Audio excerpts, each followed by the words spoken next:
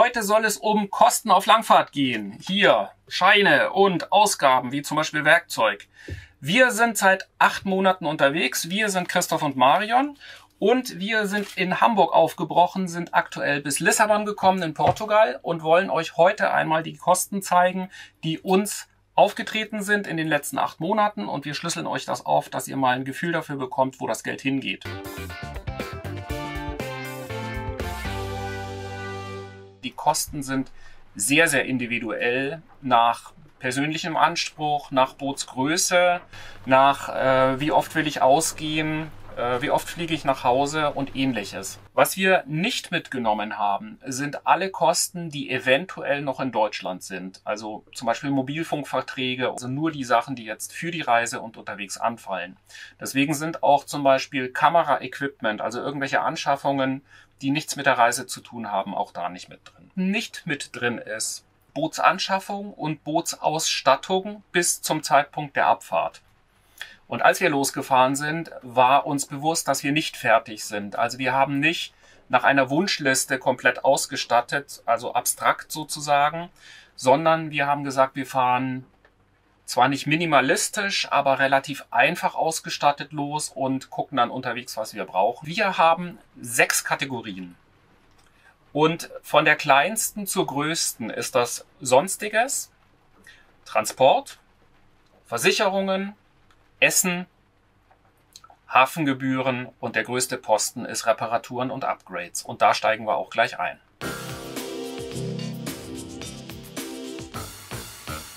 Reparatur und Upgrade waren 33% der Ausgaben. Wenn man sich die Monatsverteilung dann ansieht, dann hatten wir einen Mittelwert von 805 € im Monat. Und das waren Reparaturen, also Sachen, die kaputt gehen. Waren aber auch solche Sachen wie Anschaffungen, also Werkzeug, Kabel oder ähnliches. Wir haben relativ wenig gehabt, dann stieg es ein bisschen an, dann bleibt es relativ stabil. Und im Dezember waren wir mal eine Zeit lang nicht auf dem Boot, beziehungsweise ich.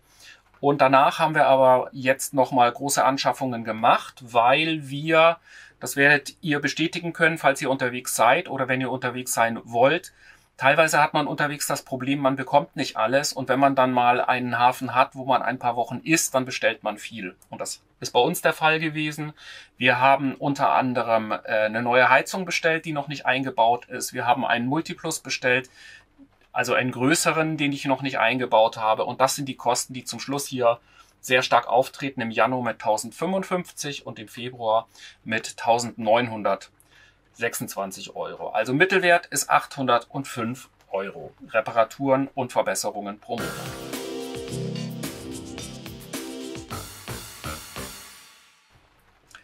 Die zweitgrößte Kategorie ist Hafengebühren.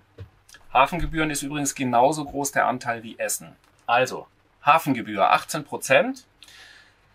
Man sieht in der monatlichen Verteilung, dass wir im Juli noch sehr wenig Kosten hatten. Das liegt einfach daran, dass wir Ende Juli losgefahren sind. Aber man sieht im August richtig viel Geld, nämlich fast 900 €.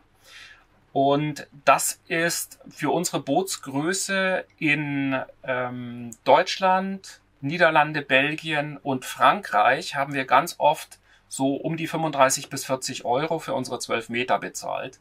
Wenn man das dann hochrechnet, wir konnten am Anfang gerade im englischen Kanal nicht ankern, weil wir auf der Südseite unterwegs waren, also auf der französischen Seite. Und dort mit den Strömungen und mit den hohen Tidenunterschieden wollten wir nicht ankern. Es gibt auch sehr, sehr wenig Ankerplätze. Deswegen war am Anfang Sommerpreis und fast immer im Hafen 900 € im Monat normal. Und man sieht aber, dass es dann im September anfängt zu fallen. Wir hatten im Oktober, November, Dezember und auch im Januar, Februar eigentlich immer so um die 300 bis 400 €. Das lag daran, dass wir Ende Sommer, also September, Oktober, haben wir nochmal sehr viel und lange geankert in den Rias in der Nähe, also in Nordspanien. Und dann ging es aber schon langsam in den Winterpreis rein und wir waren weiter südlich, also Südspanien und Portugal sind relativ günstig. Da haben wir im Winterpreis dann oft nur um die 25 € pro Nacht bezahlt. Wenn man aber dann längere Zeit liegt, so wie wir das jetzt in Lissabon gemacht haben, dann treten natürlich auch die Monatspreise, werden dann aktiv und die sind dann teilweise nochmal günstiger. Und das sieht man eben Januar, Februar, da sind 330 € in Lissabon für unsere 12 Meter im Monat angefallen. Also im Schnitt 428 € im Monat für Hafengebühren. Das finde ich jetzt okay im Durchschnitt. Ich finde es aber erschreckend, dass am Anfang mit den 900 € pro Monat so viel Hafengebühren im englischen Kanal angefallen sind. Dann sind wir bei der drittgrößten Kategorie, das ist Essen. Also solche Sachen wie Eier oder auf den Markt gehen. Was wir da nicht mit drin haben, ist zum Beispiel, wenn wir einen Gin kaufen würden. Das wäre da nicht mit drin, das ist in einer anderen Kategorie. Was aber mit drin ist, ist Essen gehen. Das sind 18% im Monat. Und man sieht das in der monatlichen Verteilung, also gerade wenn man jetzt auf August bis Oktober guckt, das war ja die Zeit, wo wir unterwegs waren, hatten wir oft so um die 500 €, zwischen 489 und 555 €. Und man sieht, dass wir im Schnitt insgesamt, Also das waren die ersten Monate, die waren um die 550 € oder 500 €. Dann war im Dezember ein großer Einbruch, da war ich eine Zeit lang nicht an Bord, habe deswegen auch nicht gezählt. Und Januar, Februar sind das dann wieder höhere Preise gewesen, so um die 500. Und im Februar war es jetzt sehr viel Geld, da haben wir mit Familie, waren wir öfter mal essen und ja, das schlägt natürlich auch rein. Insgesamt haben wir für Essen 429 € im Monat ausgegeben. Ich glaube, das ist realistisch und das wird ungefähr auch das sein, was wir weiterhin erwarten. Da sind so Sachen auch mit drin wie Großeinkäufe, Bunkern und wir haben teilweise auch noch Sachen an Bord, die wir zu Anfang gekauft haben, aber noch nicht gegessen haben.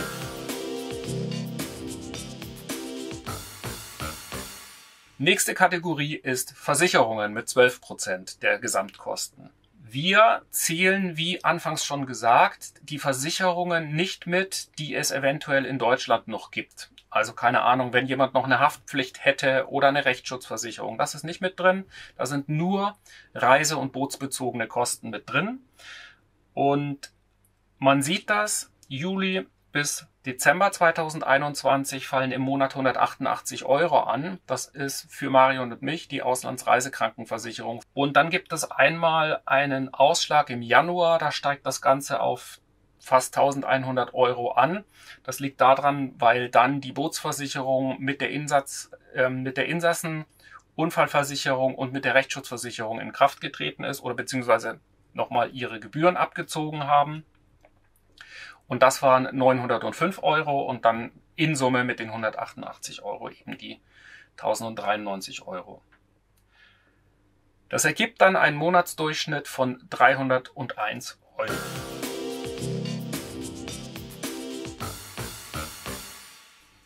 Der zweitkleinste Teil unserer Kosten pro Monat ist Transport. Da sind zum Beispiel Diesel mit drin, aber auch Benzin für den Bordgenerator. Da wäre auch Öl mit drin für den Motor. Es ist aber auch drin, wenn man ÖPNV fährt, also Bus oder Bahn, wenn man mal ein Taxi fährt oder wenn man auch einen Mietwagen hat, der ist da auch mit drin mit Benzin oder wenn wir nach Hause geflogen sind. Macht 13% aus. Und wenn wir es über die Jahresverteilung uns ansehen, dann sieht man, dass im August 500 € fast aufgetreten sind. Wir waren durch den englischen Kanal leider gegen die Windrichtung unterwegs, auch in einem schlechten Wetterfenster und mussten deswegen viel mehr Motoren, als wir das überhaupt wollten. Das sind vor allem Dieselkosten, die dann aufgetreten sind. Und das hat sich bis September und Oktober ähnlich weitergezogen. Da waren es dann noch um die 300 €. Das war aber auch der Punkt, bevor wir über die Biskaya gegangen sind. Wer sich erinnern kann und das Video gesehen hat, Flo ist damals auf dem Faltrad losgefahren und hat 60 Liter Diesel geholt. Den Diesel verfahren wir immer noch. Das war im Oktober sozusagen das letzte Tanken. Im November waren es kaum Ausgaben. Im Dezember hatten wir einen Mietwagen genommen über Weihnachten für 10 Tage. Das sind die Preise dafür, 318 €.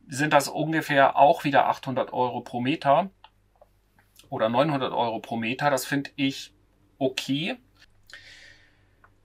Hafengebühr, wie gesagt, soll ein bisschen fallen. Essen mit 450 Euro halte ich für realistisch. Da wird sich nicht viel tun. Wir gehen nicht sehr häufig essen, aber das, was wir essen gehen, das wollen wir auch nicht verändern. Sonstiges mit 150 Euro finde ich jetzt auch nicht viel. Transport mit 306 Euro ist natürlich stark davon abhängig, wie viel man unter Maschine fährt, wie viel Generator läuft, wie häufig man nach Hause reist und wie viel man von Land und Leute sehen möchte.